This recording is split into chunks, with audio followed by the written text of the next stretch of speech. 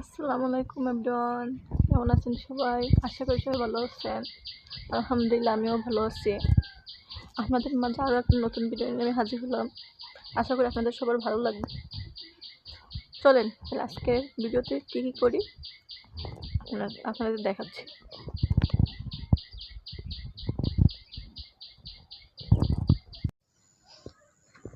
আজকে কী করতে আসছি বলেন তো? কালকে যে বেগুনটা দেখাইছিলাম না আমাদের কাছে, সেই বেগুনটা তুলবো।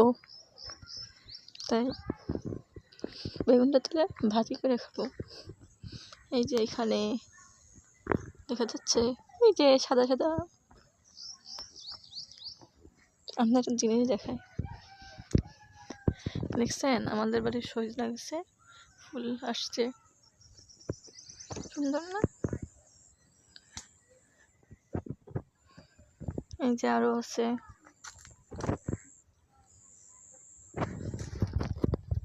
এই যে অনেকগুলা সজনা গাছ।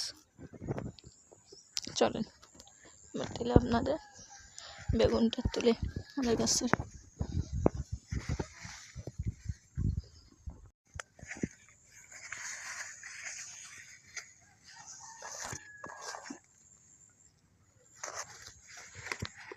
বিসমিল্লাহ।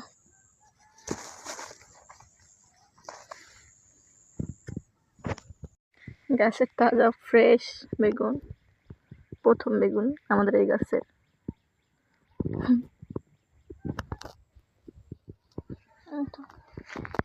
তারপর তো যাচ্ছি,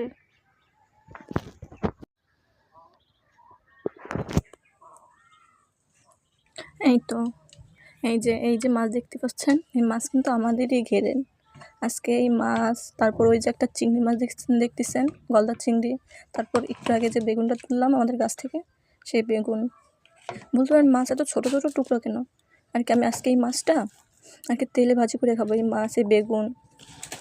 তাই এই পেঁয়াজ দিলাম, কাঁচামরিচ, পেঁয়াজ, এইগুলো দিয়ে ভালো করে মাখাবো।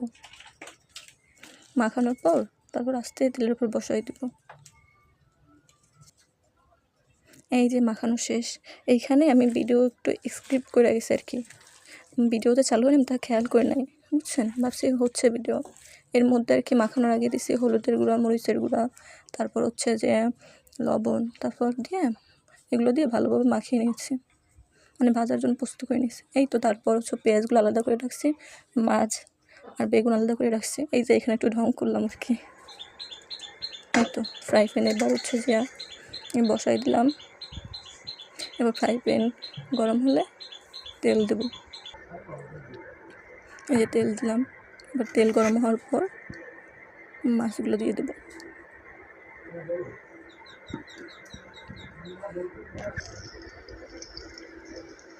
এই তো প্রায় তেল গরম হয়ে আসছে। এই যে হাত দিয়ে দেখতেছিলাম আর কি কেমন আর কি গরম হয়েছে তেল। এই যে এবার এই মাছগুলো দিয়ে দেবো একে একে।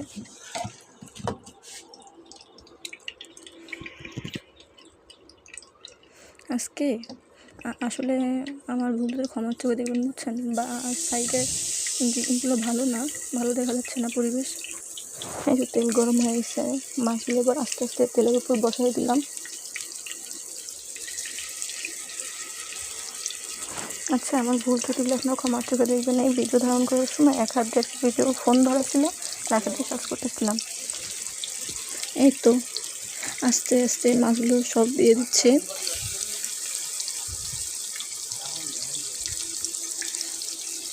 ভয়েস দেওয়ার সময় আর কি সাইডে আর কি শব্দ হচ্ছে, এর জন্য আমি ক্ষমা চেয়ে নিচ্ছি আগে থাকতে। আসলে এখন আমার একটু প্রথম তো একটু ভুল হবে আর কি। আপনারা সবাই ভুল ত্রুটি ক্ষমার দৃষ্টিতে দেখবেন। আমি বুঝছেন ভালো রান্না করতে পারি না, তাও চেষ্টা করি আর কি। এই যেমন দেখেন আজকে মাছের পাশে বেগুনও ভাজি করতেছি, আবার চিংড়ি মাছও ভাজি করতেছি। আপনারা কে কেমন মতন এমন করেন কমেন্ট করে জানাবেন।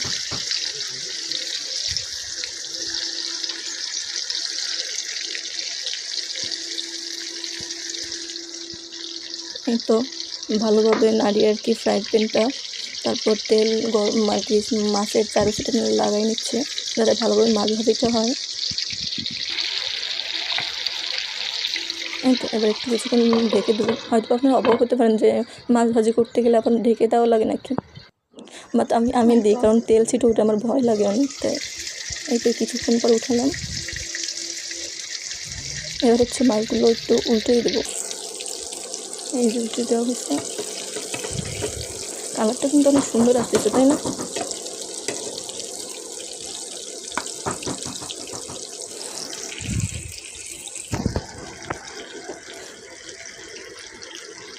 এই অফ করে তারপর মাছগুলো উল্টে নিয়েছিলাম। এবার আবার চুলা আর কি অন করে নিলাম।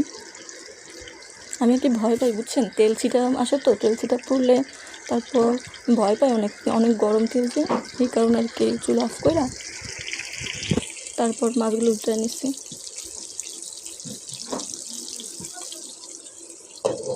এই আবার ঢেকে দিলাম যাতে ভালোভাবে আর কি মাছটা সম্পূর্ণ আর কি সেদ্ধ হয় এবং ভালো আর কি তেলগুলো যাতে ছিটে বাইরে না পড়ে।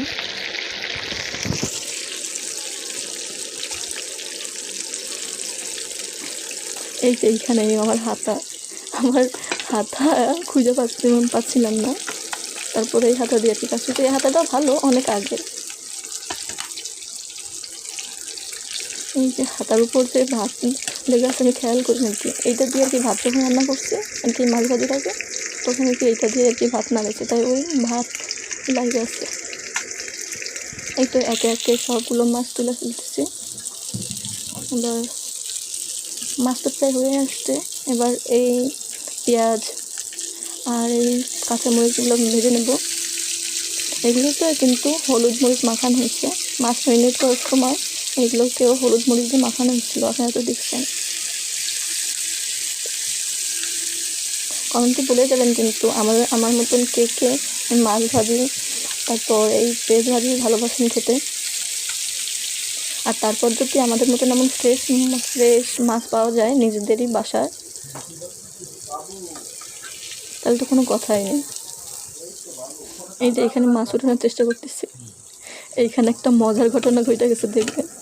ওই মাছ টুকরোটা উঠাতে গিয়ে ধাম করে হাত থেকে আমার পড়ে যায়।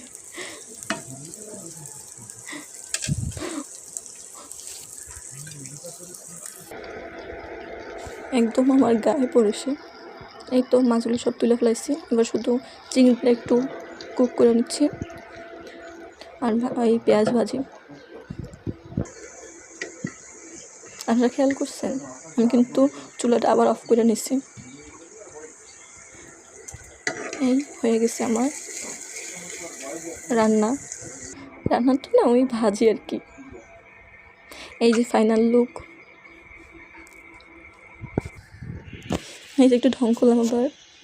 আল্লাহ হাফেজ।